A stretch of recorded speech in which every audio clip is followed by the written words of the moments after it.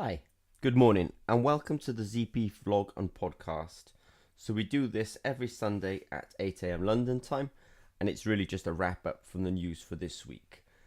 So, this week we have actually been to a conference in Swansea at the Materials Science Department. So, the university, they've had a cohort of something like 300 PhDs through something like 15 years.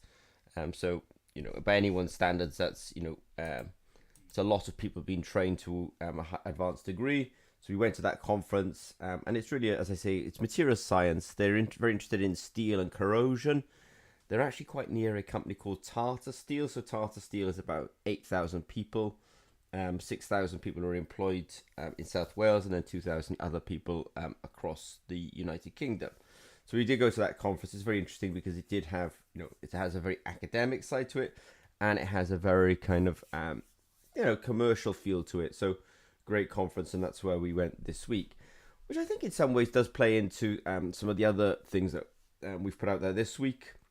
I've sort of asked the question, why do electrochemists use potentiostats? Now, when you start for something like a PhD in electrochemistry, you just assume that, or you're given a potentiostat and you get on with it. But you actually don't always understand why you're given this potentiostat. And so, just of recent, we've started to sort of think a bit harder about why are we using potentiostats, not to challenge it, but actually to really understand and translate properly to our to the people around us. Why are we using potentiostats? And sort of, I say it in one of our blog articles, it's the control of this electrochemical parameters. What I mean by that, we can apply a constant potential or constant current. The measurements of these electrical signals, we can actually go quite low in signal with a potentiostat, and we can sort of, because of this kind of data we get out of it, we can tell whether the signal is kinetically controlled or diffusion controlled.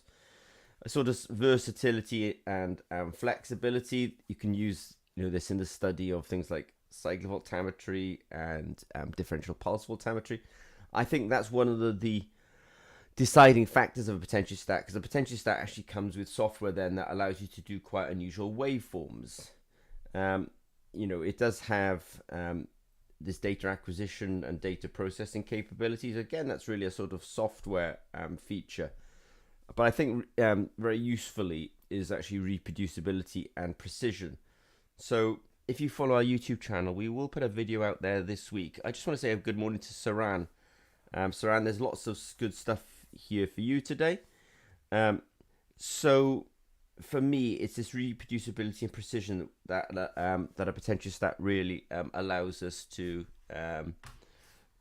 tackle, and I will address that slightly in this next note, because you could apply voltage to an electrode just using a power supply. Now, if you look at the pros and cons of doing electrochemistry using power supplies and doing electrochemistry by potentiostats, a potentiostat does offer you a precise control of potential. Now, as I say, there will be a video hopefully coming out today on the YouTube channel where we'll really dig into this, because that precise control of potential actually comes from the fact that a potentiostat runs in a 3-electrode mode. There's a reference electrode in the situation. A potentiostat, as said earlier on, does have versatility. We can use it for study of batteries, study of corrosion, fuel cells, electroanalytical chemistry, which we do. It does have advanced features where a power supply wouldn't have these advanced features, which advanced feature would be something like the measurement of impedance spectroscopy. But I've also worked with power supplies in electrochemistry, and the power supplies, what they do offer is simplicity and cost effectiveness. I have some power supplies in this office. They are low cost. They're very good. Power supplies are very good really for higher current applications. So many of the potentiostats that we use at ZP, they're particularly good for electroanalytical work, and they may really only work up to some hundreds of microamps, whereas a power supply is quite happy to go up to amps, I should say. Power supplies also got ease of use. Often it's enough to turn it on and enough to have a sort of twisty knob to set the voltage. So that's really the advantage of power supply. And as I say, in writing these two notes about why are we using them and why don't we just use power supplies, which is the sort of two questions, that has stimulated something that I want to do today, which is release a video on why electrochemists really are using potentiostats, talk about operational amplifiers and how operational amplifiers actually allow us to control that particular potential. And I mentioned this because one of our engineers is online this morning, Saran, and I think it'll be interesting to him and also essentially interesting to me in writing this. One of the other things that we do once a week is we do our ZP Developer Zone. ZP Developer Zone allows us to deal with questions that come in from the week. So people have been coming in and asking, well, not asking, but we are talking about Volt deposit. I will have a note on what Volt deposit is. We were asked about materials for biosensor manufacturing, so I put a sort of spec sheet out for the ceramics.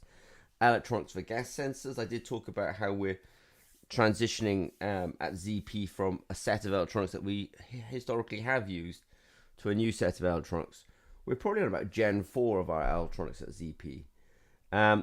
I did talk about pH sensing, and also I did talk about electrophysiology. Electrophysiology is the study of cells and often about their ion channels on cells. And when you look at the equipment that's used in electrophysiology, you actually realize they're using potentiostats. It's the kit for electrophysiology and the kit for electrochemistry were almost generated in parallel by different scientists, but actually they ended up coming to a very similar place. It's just the application that makes them very different.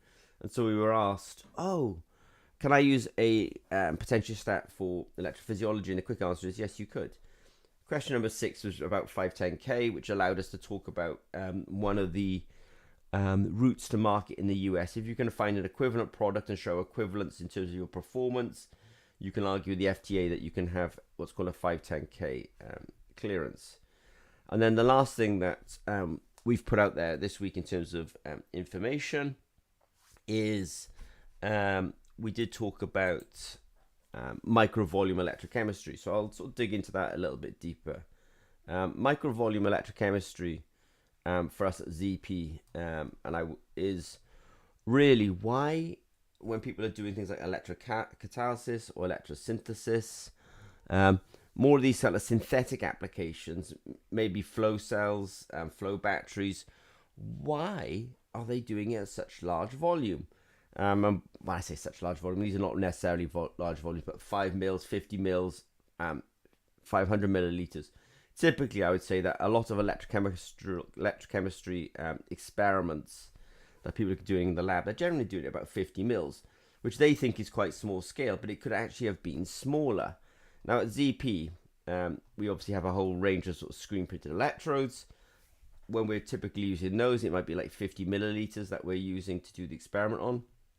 And so it's sufficient.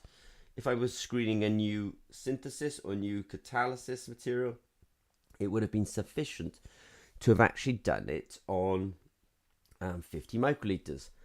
But it's just a tradition that people don't do it this way. But actually, my argument is essentially, why not do it this way? So we have been putting a bit of a note out there this week talking about the different electrodes.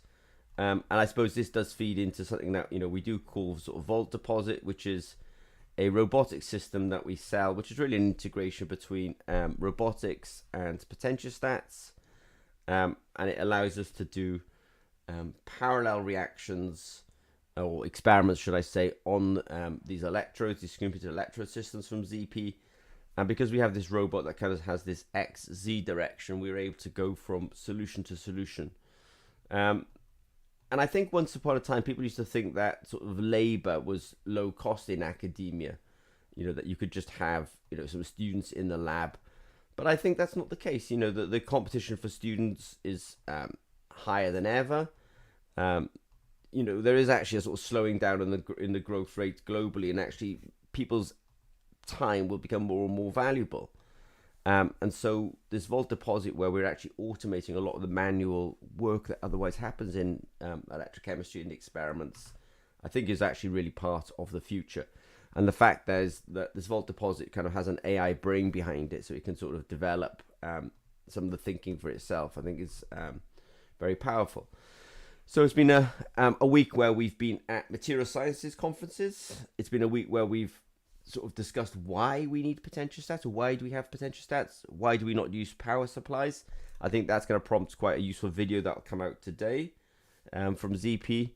And don't forget, our ZP Developer Zone every Thursday 8 a.m. So if you have technical questions, we're always happy to answer them there. And then lastly, I think some of our thinking around Vault Deposit, which is a sort of robot and potentiostat blend, has really stimulated the question in our heads: why are so many electrochemical experiments actually done at fairly high volume, when if you reduce the volume you could actually have a higher throughput, and it's actually have a smaller carbon footprint? If you can reduce the solvent usage from 5 mils to 50 microliters, you're talking I think I'm just trying to think of how many orders of magnitude that is. I think it's about it's about at least 2 orders of magnitude reduction in volume, which is super useful in terms of carbon footprint. So let me wrap up for this week. I want to say a special thanks to Saran, who's come on this morning. It's always very useful when our team comes on, because it allows sort of update as to what we're up to at ZP. But if you have any questions of ZP, don't hesitate to reach out to us. And of course, we will do this next Sunday, 8 a.m. London time. And don't forget the weekly webinar at 8 a.m. on Thursdays. Okay, thanks very much.